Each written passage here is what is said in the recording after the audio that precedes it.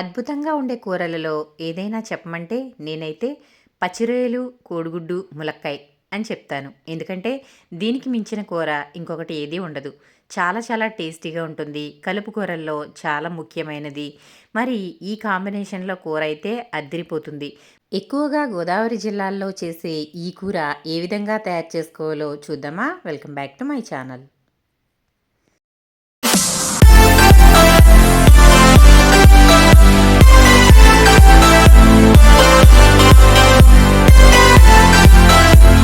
కూరకి కావలసిన పదార్థాలన్నీ నేనైతే చూపిస్తున్నాను చూడండి.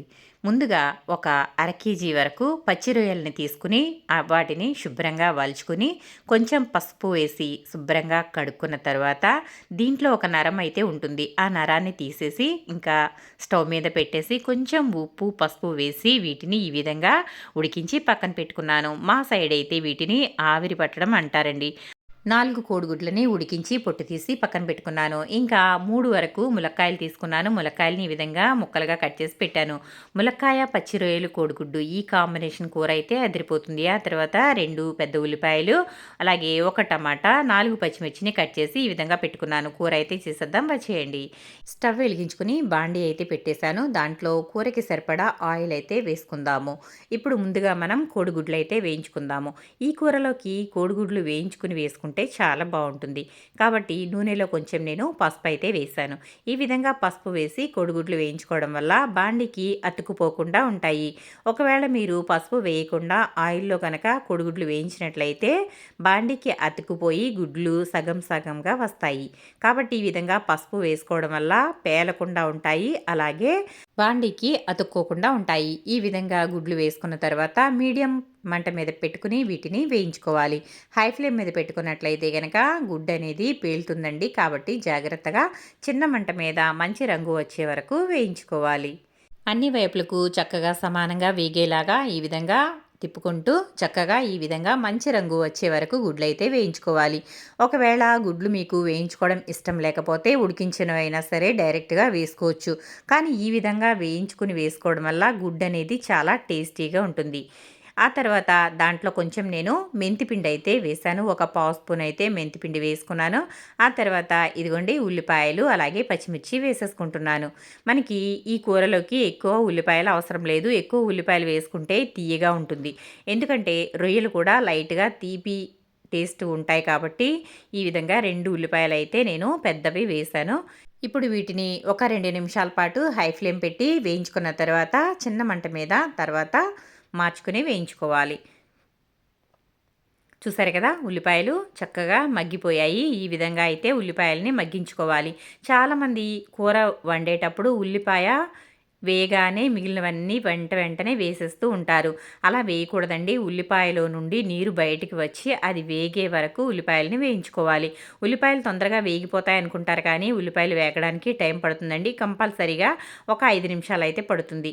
ఈ విధంగా 5 నిమిషాలు వేయించుకున్న తర్వాత ఉల్లిపాయ వేగిపోయింది కదా, ఇందులో నేనైతే ఒక స్పూన్ వరకు అల్లం వెల్లుల్లి పేస్ట్ అయితే వేశాను. మనం నాన్ వెజ్ వేస్తున్నాం కాబట్టి కంపల్సరీగా ఇందులో అల్లం వెల్లుల్లి పేస్ట్ అనేది వేసుకోవాలి. మామూలుగా రొయ్యలు వేయకపోతే గనక ఈ కోడిగుడ్డు ములక్కాయ అయితే గనక దాంట్లో అల్లం వెల్లుల్లి వేసుకోవాల్సిన అవసరం ఉండదు. ఆ తర్వాత ఉడికించి పెట్టాం కదా, రొయ్యల్ని వేసేసుకున్నాను. ఒక అర కేజీ వరకు రొయ్యలు తీసుకున్నాను నేను. అలాగే 4 కోడిగుడ్లు 3 ములక్కాయలు తీసుకున్నాను. చూసారు కదా, ఈ విధంగా రొయ్యలని అయితే వేసి పచ్చివాసన పోయే వరకు, అంటే మనకి చక్కగా ఇవి ముందే ఉడికించేసి పెట్టుకున్నాం కానీ ఇంకొంచెం సేపు అయితే ఈ అల్లం వెల్లుల్లి పేస్ట్లో వేగినట్లయితే నూనెలో కూడా వేగినట్లయితే చాలా బాగుంటుంది. ఇంకా ఇవన్నీ వేగిపోయిన తర్వాత ఇప్పుడు ఇందులో టమాటా వేసుకోవాలి. టమాటా మనకి చాలా త్వరగానే మగ్గిపోతుంది కాబట్టి నేను వీటిని సన్నగా స్లైసుల మాదిరిగా కట్ చేశాను. చాలా త్వరగానే వేగిపోతుంది కాబట్టి ఇప్పుడైతే వేశాను. ఈ టమాటా కూడా ఒక 2 నిమిషాల పాటు దీనిని మగ్గనిద్దాము. ఈ విధంగా ఒక 2, 3 సార్లు కొంచెం బాగా కలుపుకోవాలి. ఎందుకంటే మనం అల్లం వెల్లుల్లి పేస్ట్ వేసాం కాబట్టి కొంచెం అడుగంటుతుంది కాబట్టి ఈ విధంగా కొంచెం మధ్య మధ్యలో తిప్పుతూ ఉండాలి. చూసారు కదండి, ఈ విధంగా అయితే దీనిని టమాటా మగ్గనిద్దాము. మూత అయితే పెట్టేసి ఒక 2 నిమిషాల పాటు వదిలేద్దాం. 2 నిమిషాల తర్వాత చూడండి చక్కగా టమాటా చక్కగా మగ్గిపోయింది. ఈ విధంగా మగ్గించుకోవాలి. మనం అల్లం వెల్లుల్లి వేసాం కదా, ఇదిగోండి లైట్‌గా అడుగైతే అంటుతుంది కాబట్టి మనం కలుపుతూ ఉన్నట్లయితే అడుగంటదు కాబట్టి మూత పెట్టేసి వదిలేయకూడదు. ఇది కలుపుతూ ఉండాలి. ఆ తర్వాత కట్ చేసి పెట్టుకున్న ములక్కాయలు కూడా వేసేసుకోవాలి. దీంట్లో కొంచెం టమాటా రసం ఉందండి, అది కూడా ఇందులో వేసేసాను. ఇప్పుడు ఒకసారి అయితే బాగా కలిపేసుకుందాము. ఇది కూడా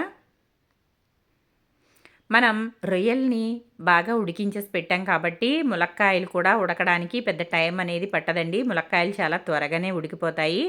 ఇవి నాటు ములక్కాయలు కాదండి, హైబ్రిడ్ ములక్కాయలు చాలా త్వరగానే ఉడికిపోతాయి కాబట్టి నేను ముందుగా ములక్కాయలు అయితే వేశాను. ఒకవేళ మీరు నాటు ములక్కాయలు వేసుకున్నట్లయితే కనుక ముందు ములక్కాయలు వేసి అవి మగ్గిన తర్వాత రొయ్యలు అనేవి వేసుకోండి. ఇదిగోండి 2 నిమిషాల పాటు మూత పెట్టేసి చక్కగా మగ్గనిచ్చేసాను. ములక్కాయలు చక్కగా మగ్గిపోయాయి కదా, ఈ విధంగా ఒకసారి మళ్ళీ బాగా కలిపేసుకుందాము. ఇలా కలిపేసుకున్న తర్వాత ఇప్పుడు దీంట్లో ఉప్పు, కారం, పసుపు అన్నీ కూడా వేసేసుకుందాము. ఈ విధంగా ఒకసారి బాగా కలిపేసుకుందాం. ములక్కాయలు చాలా లేతవండి, చాలా త్వరగానే ఉడికిపోయాయి. ఇక్కడ ఒక 60% అయితే ములక్కాయలు చక్కగా మగ్గిపోయాయండి.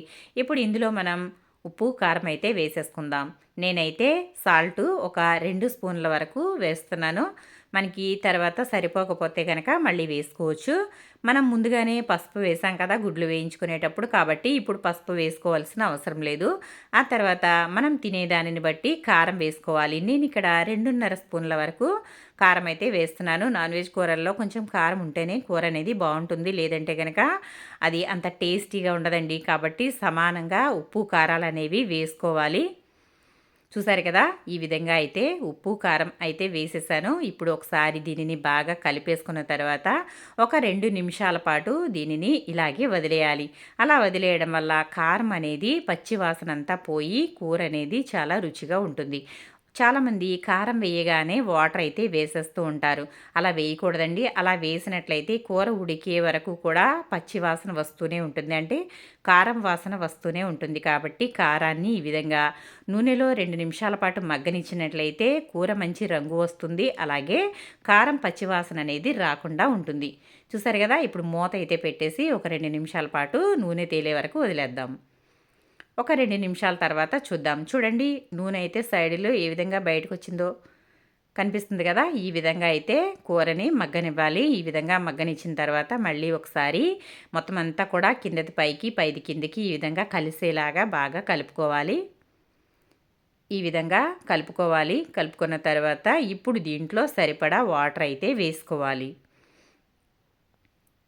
నేనైతే మరీ ఎక్కువ వాటర్ అయితే ఏమి వేయడం లేదండి. ఎందుకంటే మనకి రొయ్యలు అయితే సగం వరకు ఉడికిపోయాయి కదా, ఇంకా ములక్కాయలు కూడా సగం ఉడికిపోయాయి. కొంచెం ఉడికితే మనకి కూర ఉడికిపోయినట్లే కాబట్టి మరీ ఎక్కువ వాటర్ వేయకోకుండా ములక్కాయల్లోకి ఉప్పు, కారం అంతా వెళ్ళి చక్కగా ఉడికేలాగా వాటర్ అయితే కొంచెం వేసుకోవాలి. ఇలా వేసుకున్న తర్వాత ఇప్పుడు మూత అయితే పెట్టేసి దీనిని చక్కగా దగ్గరగా అయితే ఉడకనిచ్చేద్దాము. నేను ఇక్కడ ఒక చిన్న గ్లాస్ వాటర్ మాత్రమే వేశాను. మీరు ఒకవేళ పులుసుగా చేసుకోవాలనుకుంటే వాటర్ ఎక్కువగా వేసుకోవచ్చు. ఇది కర్రీలా చేసుకుంటే కనుక కొంచెం తక్కువగా వేసుకోవచ్చు. ఇగురైతే ఇంకా తక్కువగా వాటర్ వేసుకోవాలండి. ఇప్పుడు మూత అయితే పెట్టేసి ఒక 2 నిమిషాల పాటు బాగా ఉడకనిచ్చేద్దాం. చూసారు కదండి, టేస్టీగా ములక్కాయ కూర అయితే చక్కగా గుమగుమలాడుతూ ఉడికిపోతుంది. ఇంకా ఈ విధంగా ఒకసారి మళ్ళీ కలిపేసుకుందాము. ఇప్పుడు ఇందులో చిన్న ఎండు కొబ్బరిని ఈ విధంగా మెత్తగా పేస్ట్ అయితే తయారు చేసి ఇప్పుడు ఇది ఇందులో కూడా వేసేసుకుందాము. ఇది వట్టి కొబ్బరేనండి, ఇంకా ఇందులో నేను ఏమీ వేయలేదు. కొబ్బరి ముక్కని చక్కగా మెత్తగా పేస్ట్ అయితే తయారు చేసి వేస్తున్నాను.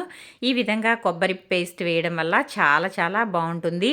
మీరు పచ్చి కొబ్బరి వాడుకున్నా పర్వాలేదు, ఎండు కొబ్బరి వాడుకున్నా పర్వాలేదు. నేనైతే ఎండు కొబ్బరినే కొంచెం వాటర్ వేసి మెత్తగా పేస్ట్ అయితే తయారు చేసి వేశాను. అలాగే ఒక స్పూన్ వరకు గరం మసాలా వేస్తున్నాను. ఇందులో ధనియాలు, చెక్క, లవంగ, యాలకులు మాత్రమే వేసి పొడి చేసిన గరం మసాలా అయితే ఒక స్పూన్ అయితే వేశాను. మరి ఎక్కువ వేసుకోవాల్సిన అవసరం లేదు, ఎందుకంటే మనకి ఇది ఎగ్, ములక్కాయ, పచ్చి రొయ్యలు కదా, కాబట్టి తక్కువ మసాలా వేసుకుంటే బాగుంటుంది. కాబట్టి ఒక స్పూన్ అయితే వేశాను. ఇప్పుడు ఇదంతా ఒకసారి ఇలా బాగా కలిపేసుకోవాలి. ఇంకా మన కూర అయితే రెడీ అయిపోయినట్లేనండి. దీనిని ఒక 2 నిమిషాల పాటు కొంచెం ఉడికించేసుకుంటే చక్కగా గుమగుమలాడే ములక్కాయ, కోడిగుడ్డు, పచ్చిరొయ్యల కూర రెడీ అయిపోతుంది. ఇది కొంచెం ఉడికిన తర్వాత చివరిలో ఎగ్స్ అయితే వేసుకుందాము. ఇప్పుడు మూత అయితే పెట్టేసి ఒక 5 నిమిషాల పాటు చిన్న మంట మీద ఉడికిద్దాం. ఇదిగోండి 5 నిమిషాల తర్వాత కూర అయితే చక్కగా ఉడుకుతుంది కదా. ఇప్పుడైతే వేయించి పెట్టుకున్న కోడిగుడ్లు కూడా ఇందులో వేసేసుకొని మళ్ళీ ఒకసారి ఇలా పైన కొంచెం ఇలా తిప్పేద్దాము. మరీ ఎక్కువగా తిప్పుకున్న ములక్కాయలు అయితే విడిపోతాయండి. చక్కగా ములక్కాయలు 100% అయితే ఉడికిపోయాయి. చివరగా ఒకసారి అయితే ఉప్పు అయితే సరి చూసేసుకుందాము. కొంచెం తక్కువగానే ఉందండి ఉప్పు. ఇందులో ఒక స్పూన్ అయితే ఇంకా ఉప్పు పడుతుంది. ఈ విధంగా ఒక స్పూన్ ఉప్పు వేసాను. ఆ తర్వాత మళ్ళీ ఒకసారి కలిపేసుకుందాము. కూర అయితే రెడీ అయిపోయిందండి. వాసనకి అసలు కడుపులో పేగులు అరిచేస్తున్నాయండి. అంత మంచి వాసన అయితే వస్తుంది. ఘుమఘుమలాడిపోతుంది. ఇప్పుడు మూత పెట్టేసుకుని ఒక 2 నిమిషాల పాటు మగ్గనిచ్చేద్దాము. ఇదిగోండి ఫైనల్లీ కూర అయితే రెడీ అయిపోయింది. ఆయిల్ కూడా బయటకు వచ్చేసింది కదా. ఇప్పుడైతే కొంచెం పైన కొత్తిమీర అయితే చివరగా చల్లేసుకుందాము. కొత్తిమీర చల్లేసుకున్న తర్వాత ఒక ఉడకనిచ్చి ఆ తర్వాత వెంటనే స్టవ్ అయితే ఆఫ్ చేసేసాను. ఎందుకంటే కొత్తిమీర వేసుకున్న వెంటనే స్టవ్ కట్టేసినట్లయితే వాసన అనేది కొత్తిమీర వాసన ఘుమఘుమలాడుతుంది. ఇంకా ఫైనల్లీ గిన్నెలోకి అయితే తీసేసాను. ఈ విధంగా తీసిన తర్వాత కొంచెం కొత్తిమీరతో గార్నిష్ చేసుకుంటే అంతేనండి, చక్కగా మన పచ్చి రొయ్యలు ములక్కాయ కోడిగుడ్డు రెడీ అయిపోయింది. చూసారు కదా ఎంత కలర్ఫుల్గా ఉందో చూడండి. గుమగుమలాడే వాసనతో మంచి టేస్ట్తో కూర అయితే రెడీ అయిపోయింది. ఇంకెందుకు ఆలస్యం, మీరు కూడా తప్పకుండా ట్రై చేసి మీకు ఏ విధంగా వచ్చిందో నాకు కమెంట్ సెక్షన్లో కమెంట్ పెట్టండి.